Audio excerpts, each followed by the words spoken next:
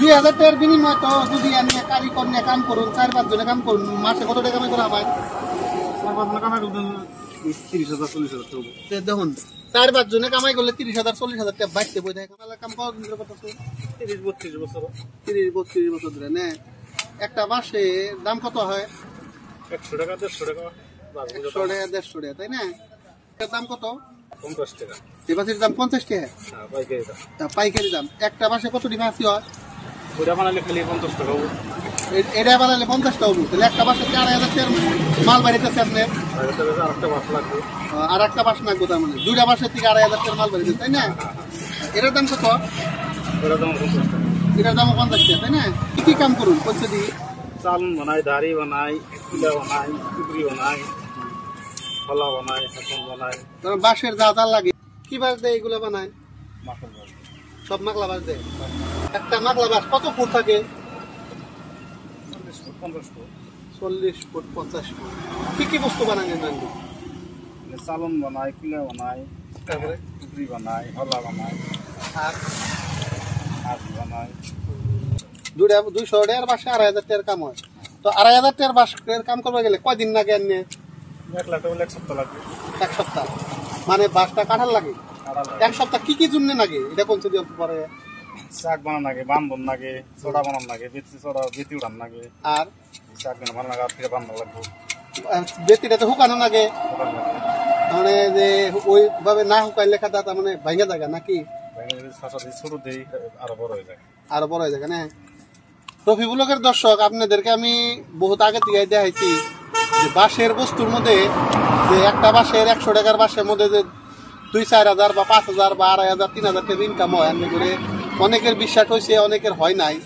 মানে আমি এটাই মানে বোঝা পারতেছি যে বাঁশটা যে বাড়িতে থাকে তার মানে এক জায়গায় বাঁশ হলে 100, 150, 200, 500 তৈরি বাঁশ হয়। একটা বাঁশ মানে 20 টাকা 50 টাকা 100 টাকা 150 টাকা যার কাছে যাওয়া বেচা আর তো বাঁশের আপনারা গুরুত্ব দিন না কিন্তু বাঁশ দিয়ে মানে একটা বাঁশ দিয়ে 3,000 4,000 5,000 টাকার বস্তু হয় বা জুয়েলারি আমরা যাবা মালা বানাই কেউ হয়তো বাঁশের স্ট্যান্ড বাঁশের বিভিন্ন ধরনের ফার্নিচার আদি করি বহুত কিবা কিবি বস্তু বানায় যে বাঁশ দিয়ে বানায় বাঁশের আপনার গুরুত্ব দিন না। বাঁশ দিয়ে যে বস্তু বানায় বাইকে বই থেকে আপনার বাঁশে তাদের মাসে আনুমানিক কত টাকা ইনকাম হয়? খালি দিনগুলো বানাইলে তো মেলা ভালোই হয়। তাও একটা আইডিয়া 10,000 15,000 10,000 15,000 না? দেখেন এনি কইতাছে যে যদি ইনি একলা বা একলাই তার মানে তো 10 থেকে 15,000 টাকা মাসে ইনকাম করে ইনি। আর যদি 4-5টা কারিগর নিয়ে করে তাহলে মাসে ধরুন 50,000 টাকা ইনকাম করা হবে। এই বাঁশের কাম যদি আপনারা নাই পয়সার থেকে কোনো চালান লাগে না নাই পয়সার থেকে যদি বাঁশ দিয়ে আপনারা কাম করেন তাহলে নিশ্চয়ই আপনারা মাসে 30,000 টাকা 35,000 টাকা বাইতে বই থেকে কামাই করা হবেন। যারা হয়তো বিদার যায় 15,000 টাকা কামের জন্য বিদার যায় ঘোরাঘুরি করেন তারা কিন্তু বাইতে থেকে করা হবে। এটাই আমি রফিবুলকের জরিয়তে দেখাইতেছি বাঁশে কিন্তু চালান লাগে না। বাঁশে চালান লাগা মতেই আপনি এই দেখুন এরকম ধরনের একটা দাও হইলেই এটাই বাঁশের চালান। মানে দাওটা যত ধার থাকে ওটাই বাঁশের চালান অন্য কিছু চালান না। এই দাওটা বানাইতে কত লাগে ভাই? বর্তমান লাগবো 1000 টাকা। বর্তমান 1000 টাকা তাই না? কত ধরুন 1000 টাকা ধরুন এটাই একটা চালান বা এই যে এই ধরনের গুনার ধরুন কেজি 1 কেজি 150 টাকা কেজি এরকম ধরনের গুনা ছোট ছোট কটারি গুনের আমি আপনাকে দেখাইছি ছোট ছোট কটারি লাগে। আর সেই কটারি দিয়ে নাই চালান ধরুন আগে থেকে 2,000 বাঁশের মালের কাম করতে গেলে কত চালান লাগে? না 2,000 টাকা লিয়ে যায়। 2,000 টাকা হয়ে যায়। 2,000 টাকার বিনিময় তো যদি আমি কারিগর নিয়ে কাম করুন 4-5 জনে কাম করুন মাসে কত টাকা কামাই করা হয়? 4-5 কামাই করতে 30,000 40,000 টাকা। দেখুন 4-5 জনে কামাই করলে 30,000 40,000 টাকা বাইতে বই থেকে কামাই করেন যাবো। দেখুন কোন না বস্তু ইজি বস্তু একটা চালুন এটা এই জায়গায় পাওয়া যায় একটা পাচ্ছি এটা তো একবার ইজি বস্তু।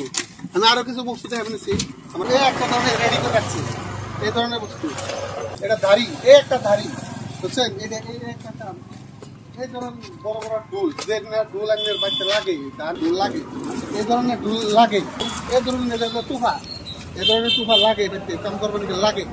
তো এই ধরনের বস্তু এই জায়গায় দেখুন বিভিন্ন বস্তু ডিসপ্লে করে ছেড়ে দিচ্ছে বিভিন্ন বস্তু এই যে